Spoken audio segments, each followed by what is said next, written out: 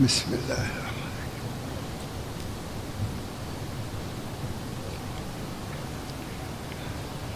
الرحیم الحمد للہ نحمده ونستعینه ونستغفره ونؤمن به ونتوکل علیہ ونعوذ باللہ من شرور انفسنا ومن سیئات اعمالنا من يهده الله فلا مضل له ومن يضلل فلا هادي له ونشهد أن لا إله إلا الله وحده لا شريك له ونشهد أن سيدنا ونبينا ومولانا محمدا عبده ورسوله صلى الله تعالى عليه وعلى آله وأصحابه وأزواجه وذرياته وسلم تسليما كثيرا كثيرا. أما بعد، عن سعيد بن أبي سعيد الخدري رضي الله تعالى عنه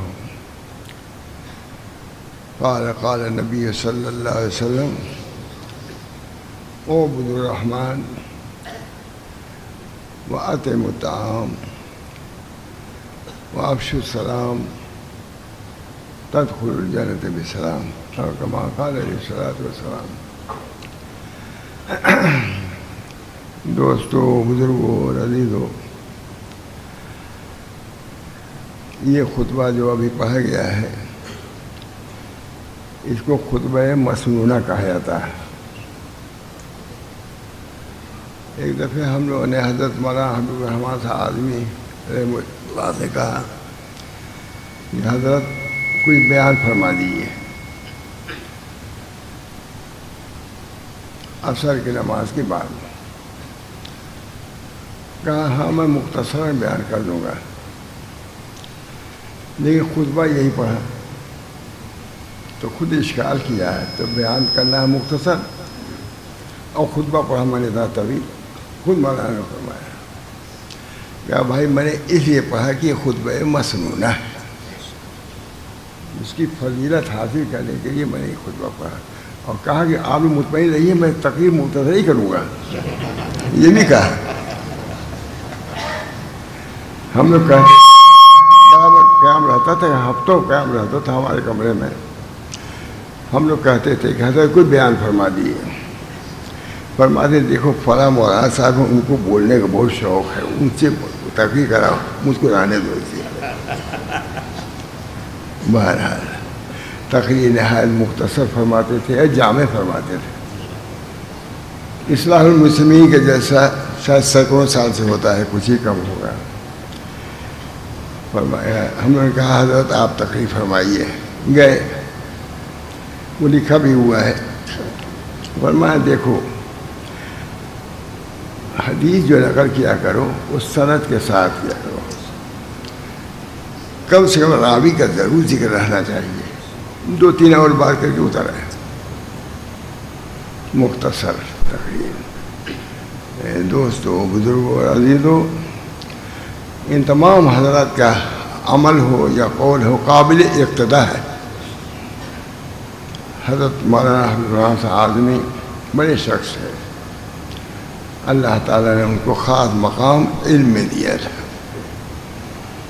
بہرحال یہ تو خطبے کے بارے میں نے کہا. میں نے جس حدیث کی تلاوت کی ہے بہت ہی مختصر حدیث ہے. اللہ تعالیٰ اس ایک حدیث پر عمل کرا دے، بیڑا پار. ظاہر بات ہے کہ جنت میں جانے سے بڑھ کے کون سی اس سے بڑھ کے کامیابی ہوگی. جنت میں لے جانے اعمال کا ذکر حضور صلی اللہ علیہ وسلم نے مختلف احادیث میں فرمایا ہے. ظاہر ہے کہ جنت سے بڑھ کے کون سی جگہ ہوگی. اللہ تعالی ہم سب لوگوں کو جنتی بنا لے. بہت بڑا شرف ہے. ومن زحزح عن النار وادخل الجنة فقد فاز.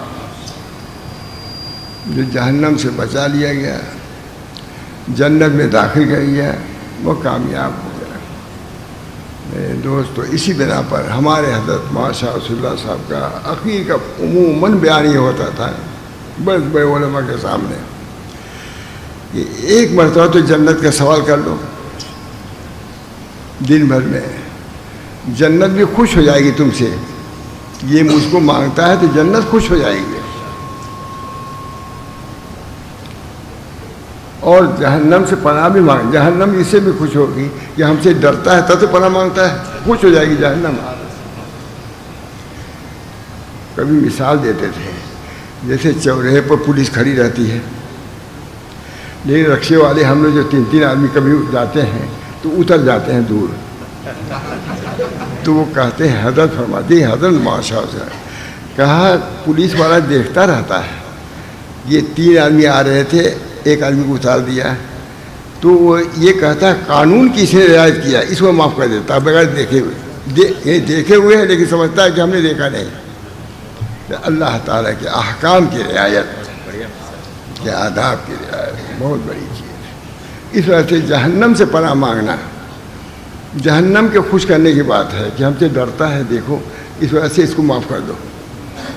جنت بھی خوش ہو جاتی ہے کہ ہم کو اس لائق سمجھتا ہے کہ وہ مانگ رہا ہے اللہ سے. اللہم انی اسألک الجنہ وما قرب الیہا من قول و عمل. کتنی عمدہ دعا. اللہم انی اسألک الجنہ وما قرب الیہا من قول و عمل. اسی بنا پر حضرت عائشہ فرماتی ہیں کہ شروع میں زیادہ جنت اور دوزخ متعلق آیتیں نازل ہوئیں، میں نے پہلے بیان کیا ہے، تو حجت اللہ بالغہ میں جنت اور دوزخ کی، تاکہ جنت کی حدیثیں سن کر کے دل میں جنت کا شوق پیدا ہو جائے اور اعمال صالحہ کی طرف یہ ابھار دے. دوزخ کی حدیثوں کو سن کر کے، آیتوں کو سن کر کے دوزخ سے آدمی ڈر جائے اور دل میں خوف پیدا ہو جائے اور برائیوں کو چھوڑ دے. حضرت عائشہ فرماتی ہیں میرے دوستوں بزرگوں، اللہ تعالیٰ نے آیات فرمائی، نبی اکرم صلی اللہ علیہ وسلم نے اس کی تشریح فرمائی. اگر تشریح نہ فرماتے تو ہم اتنی بات نہیں سمجھ سکتے تھے قرآن پاک سے جتنا نبی اکرم صلی اللہ علیہ وسلم کے ارشاد سے ہم نے سمجھا. چنانچہ ایک حدیث مختصر سی حدیث ہے، فرمایا رسول اللہ صلی اللہ علیہ وسلم نے فرمایا بہت عمدہ، اعبد الرحمن، رحمان کی عبادت کرو. میں نے کہا رحمان عبد اللہ نہیں فرمایا.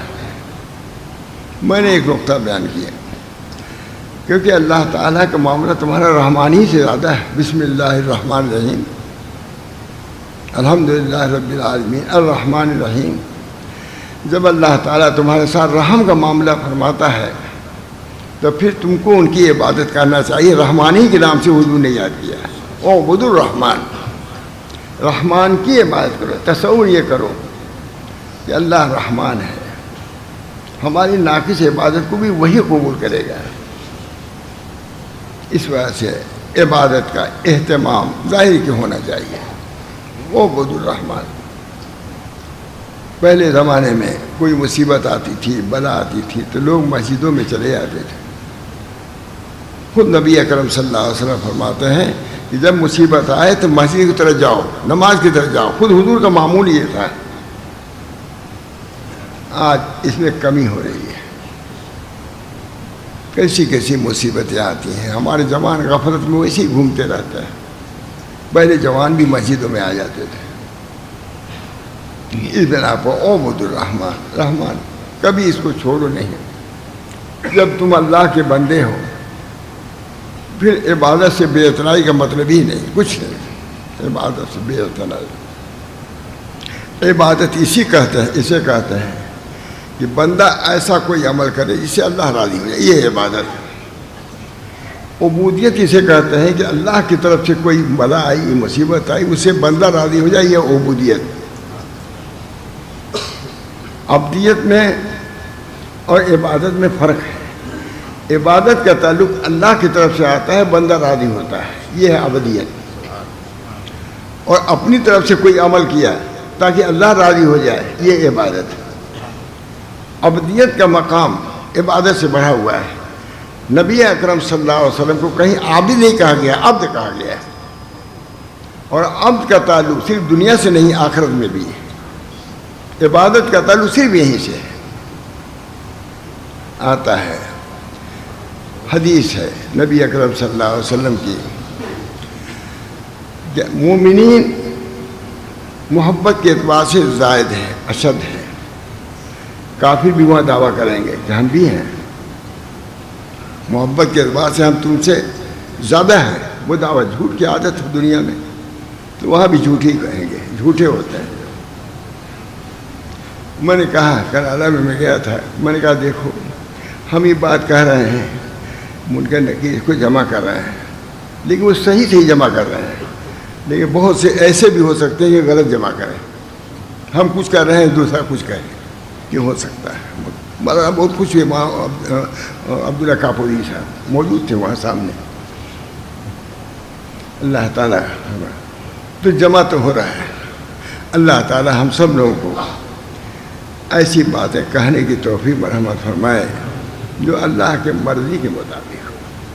تو وہاں وہ دعویٰ کریں گے کہ ہم اشد حبا للہ، نحن اشد حبا للہ، یہی ہے حبا للہ. ہم مومنین سے اللہ تعالیٰ فرمائیں گے کہ یہ لوگ دعویٰ کر رہے ہیں کہ سب سے زیادہ محبت ہم کو تھی. پھر یہ اللہ تعالیٰ امتحان لے گا. وہاں بھی امتحان ایک ہوگا. یہ کہا اگر تم ہماری محبت میں اشد ہو تو جہنم میں کود جاؤ.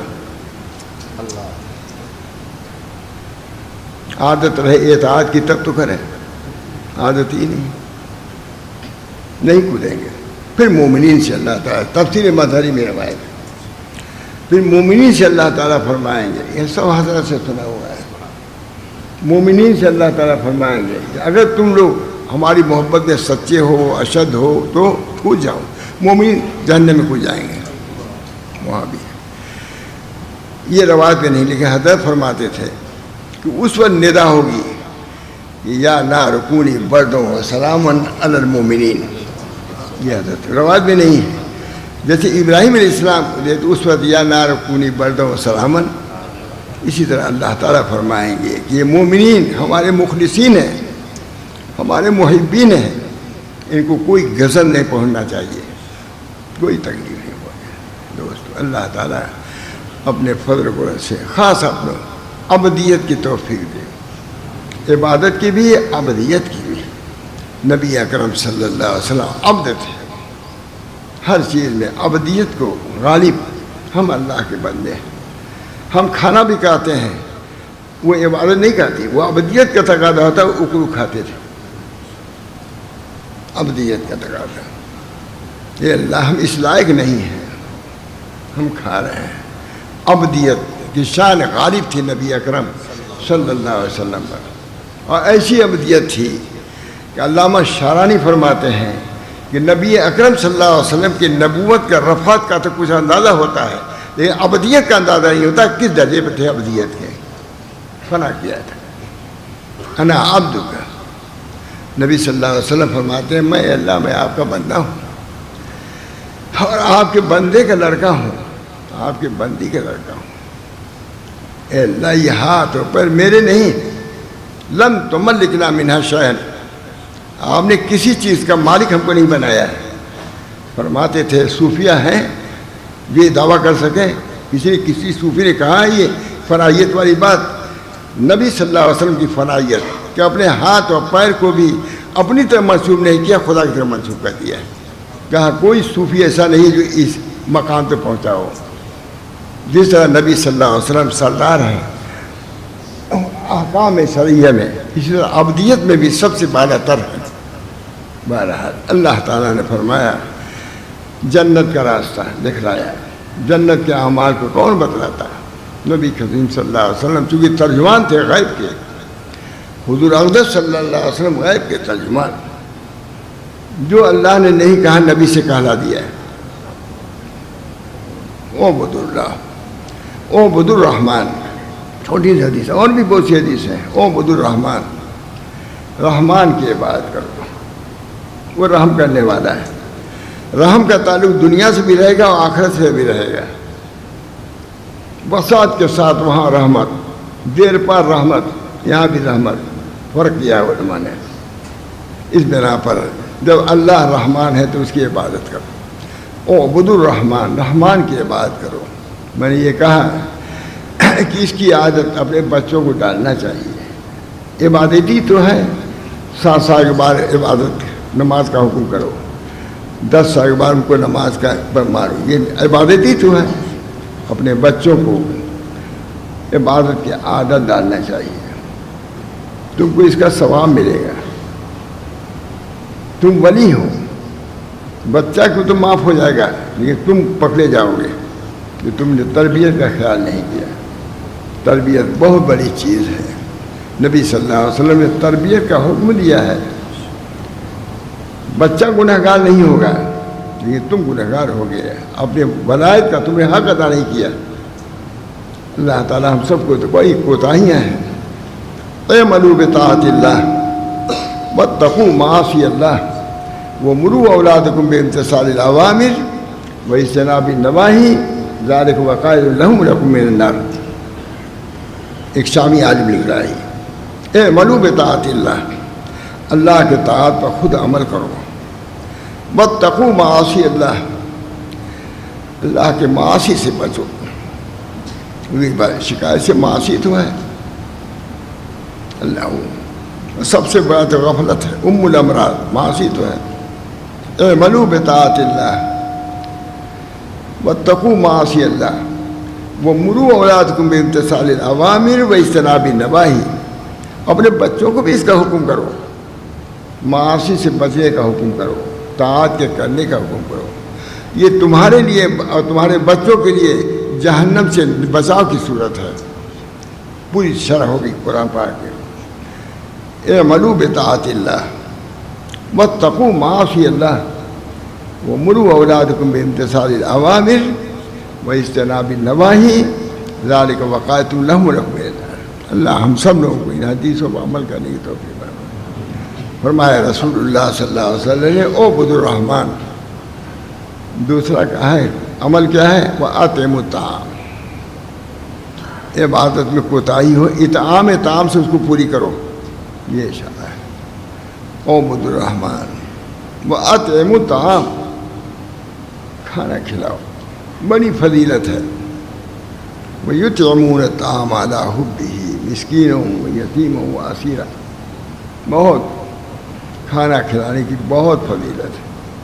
نبی اکرم صلی اللہ علیہ وسلم نے بہت فضیلت اس کی بیان فرمائی، بزرگوں نے بھی اس پر عمل کیا ہے۔ کھانا کھلانا بہت بڑی نعمت۔ اطعموا الطعام، اگر نہیں پوری عبادت کرتے ہو، کمی اگر رہ جاتی ہے، اطعام طعام، الحمدللہ ماشاءاللہ یہاں بہت ان چیزوں کا اہتمام ہے، بہت بڑی بات ہے، بہت بڑی چیز ہے۔ اللہ تعالیٰ چیز کو باقی رکھے، زندہ رکھے۔ ایک روایت ابھی یاد آئی مجھ کو،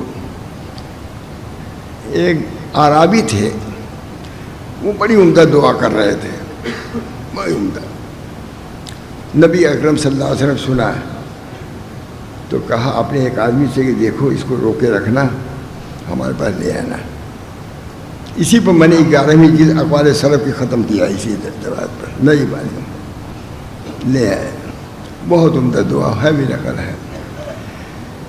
کہا بھائی تم نے بہت اچھی تعریف کی اللہ تعالیٰ کی، بہت اچھی تعریف، اور سونے کا اس کو کوئی ڈلے تھا وہ دے دیے انعام میں۔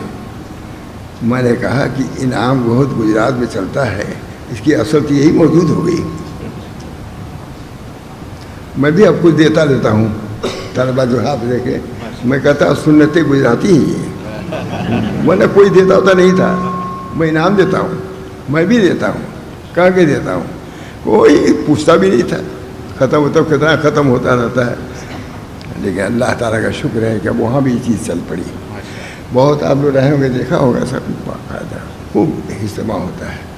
اللہ تعالیٰ تو نبی اکرم صلی اللہ علیہ وسلم نے انعام دیا ہے، اور میں نے خود دیکھا، مولانا رائے پوری نے فرمایا ہے کہ ایسے موقع پر کچھ جلسہ وغیرہ کر دینا چاہیے، تاکہ عزت افزائی نہیں، حوصلہ افزائی ہو۔ عزت تو ہی ہے، حوصلہ افزائی ہو بچوں کی، اس میں کوئی حرج نہیں۔ مولانا رائے پوری نے لکھا ہے۔ بہرحال نبی اکرم صلی اللہ علیہ وسلم نے فرمایا کیا ہے، اعبدوا الرحمن واطعموا الطعام وافشوا السلام تدخلوا الجنة بسلام۔ جنت میں سلامتی کے ساتھ داخل ہو جاؤ گے۔ دوستو بزرگوں، سلام کرنے میں کتنی دشواری ہے، لیکن کہاں آدمی کرتا ہے۔ اس بنا پہ اس میں بھی کوتاہی ہو رہی ہے۔ اطعام سے جو کسر رہ گئی ہے عبادت میں اللہ پوری کر دے گا، اور اس سے بھی پوری تو اللہ تعالی سلام سے پوری کر دے گا۔ حضرت عبداللہ ابن مسعود برابر ایک صاحب کو لے کر کے بازار جاتے تھے، آئے گئے گھوم گھام کے آ گئے، کوئی چیز رہے خریداری وداری کی، کیا ہے ان لوگوں کے پاس کیا تھا۔ انہوں نے کہا کہ حضرت آپ جاتے ہیں بازار، کچھ خریدتے تو ہے نہیں، ویسے ہی چلے آتے ہیں۔ کہا اے بطین، اے توند والے، اتنا بھی نہیں سمجھتا، میں اس لیے جاتا ہوں تاکہ سلام کرنے کا موقع ملے۔ سلام بہت بڑی چیز ہے۔ اچھا اتنی ہی پہ جنت کا وعدہ ہے اللہ تعالیٰ کا، اعبدوا الرحمن واطعموا الطعام وافشوا السلام تدخلوا الجنۃ بسلام۔ اللہ تعالیٰ نے اتنے نبی کریم صلی اللہ علیہ وسلم انہیں تین چیزوں میں وعدہ فرما لیا ہے جنت کا۔ اس بنا پر یہ اعمال ایسے ہیں کہ ہم تمام مسلمانوں کو پورا کرنا چاہیے۔ افشاء سلام بہت بڑی بات ہے۔ ایک مصری عالم نے لکھا ہے کہ سلام کی افشاء میں سب سے بڑا راز یہ ہے کہ سلام اللہ کا نام ہے، جب اللہ کا نام آئے گا ہے تو رحمت نازل ہوگی اللہ کی۔ سلام کے کرنے سے کیونکہ اللہ کا نام آئے گا بار بار سلام، اس بنا سلام اللہ کا نام ہے تو سلامتی آئے گی۔ دوستو بزرگوں، یہ احکام ہیں شریعت کے جس میں بہت سے فوائد، بہت سے نفع ہیں۔ تدخل الجنۃ بسلام۔ بعض روایتوں میں یہ بھی ہے کہ وہ صلوا فی اللیل والناس، طویل حدیث بھی ہے، لیکن بہرحال یہ حدیث بھی ایک ہے، اور غالباً میں نے کاپودرا میں دیکھا تھا اس حدیث کو کہیں پر، ان کے گھر یا موری فاروق کے گھر دیکھا تھا۔ اللہ تعالیٰ ہم سب لوگوں کو ان حدیثوں پر بھی عمل کرنے کی توفیق مرحمت فرمائے۔ بہت حدیثیں ہیں مجھے، اللہ تعالیٰ ہم سب لوگوں کو من اکل طیبا وعمل فی سنت وامن الناس بوائق دخل الجنہ، یہ ہے دوسری حدیث۔ من اکل طیبا، جو طیب مال کھایا ہے، طیبا وعمل فی سنت، سنت پر عمل کیا ہے، اور اپنے جو مہلکات ہیں ان سے اپنے کو داخل ہو جائے گا جنت میں، یہ بھی ایک روایت ہے۔ اس بنا پر ان حدیثوں کو بھی پیش رکھنا، اپنے بچوں کو سنانا بہت ضروری ہے۔ مول صاحب اعملوا بطاعت اللہ، کتنی عمدہ ہے، اعملوا بطاعت اللہ واتقوا معاصی اللہ وامروا اولادکم بامتثال الاوامر واجتناب النواہی ذالک وقایۃ لہم رب العالمین۔ جہنم سے بچانے کے بھی اعمال نبی اکرم صلی اللہ علیہ وسلم بیان فرما دیے ہیں، اور جنت میں لے جانے والے اعمال اس سے اب اگر ہم اس پر عمل پیرا ہوں گے، اللہ تعالیٰ کے فائد العام ہوں گے۔ فمن زحزح عن النار وادخل الجنة فقد فاز۔ جہنم سے بچنا معمولی، ہمارے حضرت ماتھاری فرماتے تھے کہ اللہ ہم جنت کے لائق تو نہیں ہیں، لیکن جہنم کا سہار نہیں ہے، اس وجہ جنت کے کسی گوشے میں ہم کو جگہ دیجیے، لیکن جہنم سے ہم کو بچا لیں۔ ماتھاری مجدد الوقت اپنا مجھے ڈرتے تھے جہنم سے۔ حضرت حاجی امداد اللہ صاحب پیر نہیں پھیلاتے تھے، کسی نے کہا حضرت آپ پیر نہیں پھیلاتے، کہا اپنے مالک کے سامنے کوئی پیر پھیلاتا ہے؟ یہ ہمارے بزرگوں کا۔ حضرت خواجہ بہاؤالدین نقشبند کتنے بڑے آدمی تھے، اللہ غنی۔ کہا حضرت آپ کی کوئی کرامت ہے؟ کہا بہاؤالدین کی ایک کم کرامت ہے کہ اتنے گناہوں کے ساتھ زمین پہ چل رہا ہے اور زمین اس کو نکل نہیں جاتی، سر چشمے کیا ہے، سر حلقہ نقشبندیہ کا یہ حال ہے۔ اللہ بھائی یہ حالات تو کچھ نہ کچھ معلوم تو رہنا ہی چاہیے، اپنی کمی کا احساس تو ہونا ہی چاہیے۔ خواجہ سے کسی پوچھا آپ کے لیے کوئی غلام ہے؟ کہا غلام کے لیے خواجگی زیب نہیں دیتی، میں تو خود غلام ہوں۔ اللہ تعالیٰ ان حضرات کے تعلیمات پر ہم سب کو عمل کرنے کی توفیق فرمائے۔ میں زیادہ نہیں بول سکتا، طبیعت کے کچھ بہت سی چیزیں ہیں۔ اللہ تعالی ہم سب لوگوں کو ان حدیثوں پر عمل کرنے کی توفیق مرحمت فرمائے۔ میں آج سنانے والا تھا حضرت معاشا تھانوی کی چیزیں، لیکن اس وقت سنانے میں انشاءاللہ بہت سب ہو بھی چکا ہے، دیر بھی ہے، لیکن اس حدیث کو میں نے سنانا چاہا۔ اعبد الرحمن واطعم الطعام وافشوا السلام تدخل الجنۃ بسلام۔ اطعام طعام کی بڑی فضیلت ہے، اسے افشاء سلام کی بڑی فضیلت ہے۔ اللہ تعالی ہم سب لوگوں کو ان سنتوں پر عمل کرنے کی توفیق دے۔ بھائی صاحب بہت لوگ کو حج میں جانے کے بعد اتفاق ہوا، آدمی آ رہا ہے، اب یہ ہوتا ہے کہ شاید یہی سلام کر دے گا، اس کے انتظار میں شاید یہ سلام کر دے، نہیں کرتا ادھر سے کترا چلا جاتا ہے۔ مجھے بہت تعجب ہوتا ہے، میں سلام کرنا چاہتا ہوں، یہ نہیں مطلب ہے، لیکن میں دیکھیں یہ کرتا ہے کہ تھوڑا سا اندازہ ہے۔ بہت سے خواص کے اندر بھی کمی ہے اس کے اندر۔ السلام علیکم کہنے میں کیا تم کو؟ نبی صلی اللہ علیہ وسلم کو اس میں آیا ہے کہ کوئی پردہ تبھی سلام کرتے تھے ادھر سے ادھر، السلام علیکم معمول کر دیا۔ گھر میں جاؤ السلام علیکم کہہ دو، گویا کہ تم نے معمول کر دیا گھر والوں سے کہ باہر سے کسی مصیبت میں نہیں آ رہا ہے، اگر مصیبت میں آتا تو السلام علیکم نہیں کہتا۔ اس بنا پہ یہ آداب ہے، آداب المعاشرت۔ حضرت تھانوی نے لکھا ہے کہ خانقاہوں میں کوئی تھوڑا سا اخلاق کا تو خیال ہے، صاحب وہی لکھ سکتے ہیں، کوئی لکھ نہیں سکتا۔ خانقاہوں میں کچھ اخلاق کا تو خیال ہے، لیکن آداب کا مشاہد کے اندر بھی خیال نہیں ہے۔ کنڈی کھڑکائیں ڈھنگ ہی نہیں ہے، بجلی جو آتے ہیں اس کا تو ڈھنگ ہی نہیں ہے۔ حضور صلی اللہ علیہ وسلم دھیرے دھیرے کرتے تھے، اور یہاں بڑے سے بڑا پیر ایسی سوچ رہے گا کہ مرنے میں بھی گھبرا جائے گا وہ آدمی۔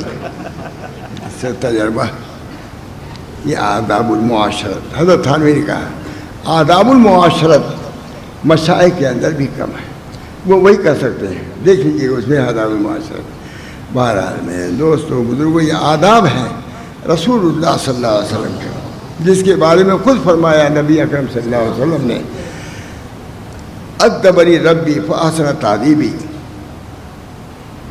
میرے رب نے مجھ کو ادب سکھایا ہے تو میرا ادب اچھا ہو گیا ہے۔ ادب بہت بڑی چیز ہے۔ ایک بزرگ تھے، ایک عالم تھے، وہ اپنے مشائخ کے یہاں رہے، 10 سال رہے، اور کہا 1 سال میں نے علم سیکھا اور 9 سال ادب سیکھا۔ یہ ہے بہت بڑے عالم کا ہے، 9 سال ادب سیکھا، 1 سال ادب۔ چائے جاتے تھے، کبھی دروازے کھٹکھٹاتے رہتے، بیٹھے رہتے تھے، شیخ جب نکلتا تھا معلوم ہوتا ہے کہ شیخ ہے۔ اللہ تعالی ہم سب لوگوں کو آداب شریعت، آداب معاشرت پر عمل کرے تو نبی اکرم صلی اللہ علیہ وسلم اسی لیے تشریف لائے تھے تاکہ رہنے سہنے کا ادب سکھائیں۔ ماں باپ کے ساتھ کیسے رہنا ہے، عوام کے ساتھ کیسے رہنا ہے، علماء کے ساتھ کیسے رہنا ہے، باہم کیسے رہنا ہے، میاں بیوی کے ساتھ کیسے رہنا ہے، کچھ نہیں۔ بیوی کے ساتھ، بچوں کے ساتھ، سب کے ساتھ ادب کا لحاظ لازم ہے، الفت نہ ہو۔ فرماتے تھے ہمارے حضرت کہ اگر اپنے لڑکے کے ساتھ بھی شریعت کے خلاف کرو گے تو گرفت ہوگی، یہ نہیں کہ جو چاہو کہو، بلکہ تم کو ادب کا لحاظ، سنت نبویہ کا خیال لازم اور ضروری ہے۔ اللہ تعالی ہم سب لوگوں کو اس کی توفیق دے۔ وآخر دعوانا، آج چونکہ بہت سے لوگ ہیں، میں نے مختصر بیان کیا اور سادہ بیان کیا۔ کتاب تو لے آئے تھے، بہت اہم کتاب ہے، پتہ مست ہو جاتے ہیں آپ لوگ، وہاں تھانوی کی عبارت ہے، میں تھوڑا سا سنا دوں، تھوڑا سا، یہ تھوڑا سا کوئی حرج نہیں ہے انشاءاللہ۔ مجھے بہت وزن ہے اس پر، میں اس سالوں سے دیکھ رہا ہوں اس کو۔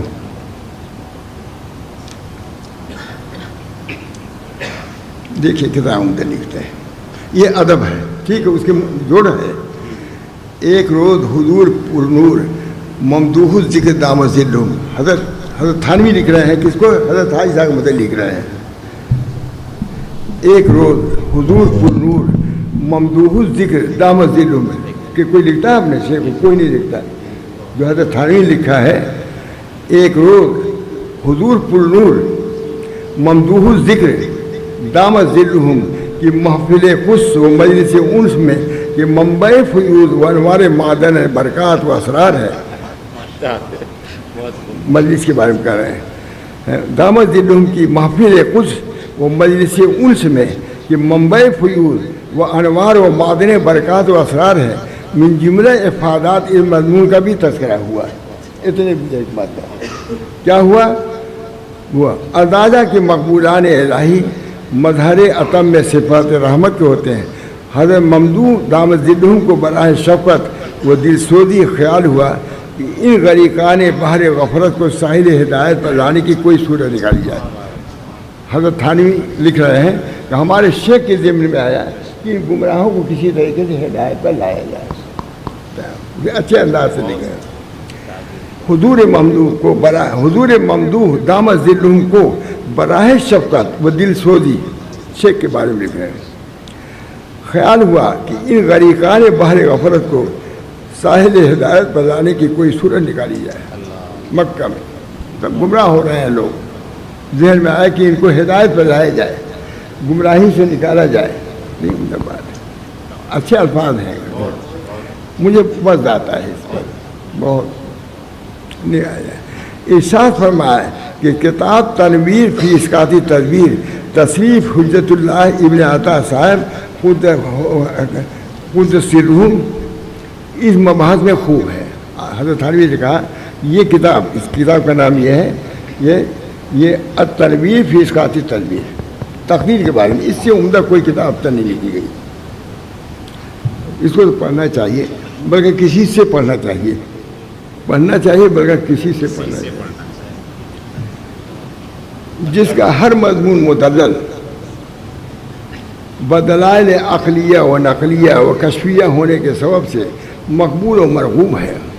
اگر اردو زبان میں اس کا ترجمہ ہو جائے تو نفع اس کا عام و فائد اس کا تام ہو. حضرت عائشہ نے کہا تھانوی سے. اور عجب نہیں کہ مدعیان مذکور بھی بشرط فہم و انصاف و ترک تعصب و احتساب راہ راست پا جائیں. جو متکبر لوگ ہیں, جو متعصب لوگ ہیں, وہ راہ راست پا جائیں.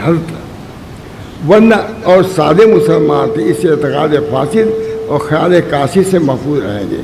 کم سے کم جو سادے لوگ ہیں وہ تو سمجھیں گے, اس کو مانیں گے اور کسی کے دام میں نہ پھنسیں گے. اور نیز اس سے طلبہ کو علم, یہ سنانا ہے, نیز سے طلبہ کو علم اور علماء کو عمل, طلبہ کو علم عمل اور عابدوں کو معرفت اور عارفوں کو حال اور اہل حال کو مقام اور اہل مقام کو کمال اور اہل کمال کو دولت بے زبان نصیب ہوگی. یہ عبارت کہ نہیں, وہاں تھانوی کی عبارت ہے, ادب کی عبارت ہے یہ ادب کی عبارت. ورنہ سادے مسلمان تو اس اعتقاد فاسد اور خیال کاشی سے محفوظ رہیں گے, فاسد اور کاسد, اور کسی کے دام میں نہ پھنسیں گے. اور نیز اس سے طلبہ کو علم, طلبہ بھی موجود ہیں, اس کتاب پڑھنے سے علم حاصل ہوگا. اور جو بڑے لوگ ہیں یہ نہ سمجھیں کہ ہم کو ضرورت نہیں اس کتاب کی.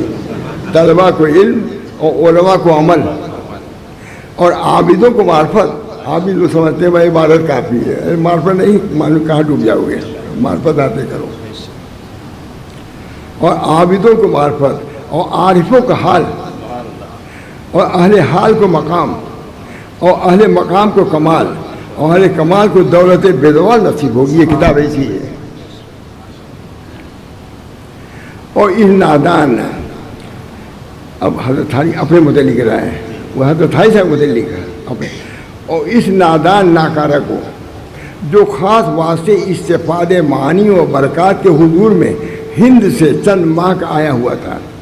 استفادہ کی ناکارہ اپنے استفادے کے لیے, اپنی اصلاح کے لیے ہندوستان سے آیا ہوا تھا. استفادے معانی و برکات کے حضور میں ہند سے چند ماہ کا آیا ہوا تھا. اور اس وقت حاضر محفل فیض منزل تھا. یہ خانقاہ فیض, خانقاہوں کا نہیں کہا, فیض منزل.